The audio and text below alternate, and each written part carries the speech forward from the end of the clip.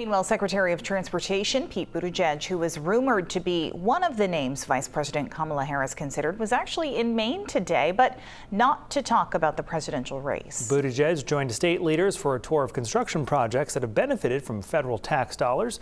News at Maine's Caroline LaCour joining us tonight in Freeport from one of the stops on today's tour. Caroline.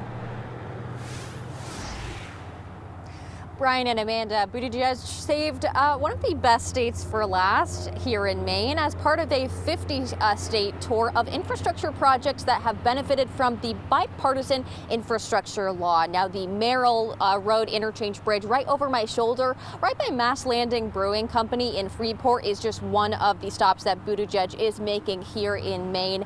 Now, in addition to this bridge, a second bridge that's right up the road by exit 22 in Freeport is also receiving major work done. The price tag for these projects comes to about $26.5 million, with around $17.7 million coming from federal funding, including $11 million through the bipartisan infrastructure law, according to the Maine Department of Transportation.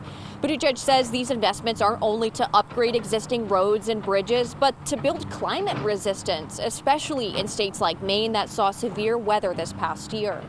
We can't go on just saying we're going to require a community to put a road back the exact same way it used to be if a 100-year flood becomes an annual event and it's washing out all the time, right?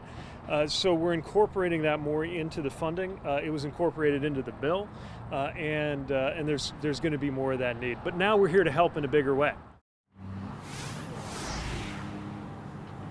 Also speaking today was Maine DOT Commissioner Bruce Van Note. He mentioned today that until recently, a lack of funding would have made major investments on two bridges pretty much impossible, now made possible by this federal funding. Now, Buttigieg will also tour other sites in Portland tomorrow.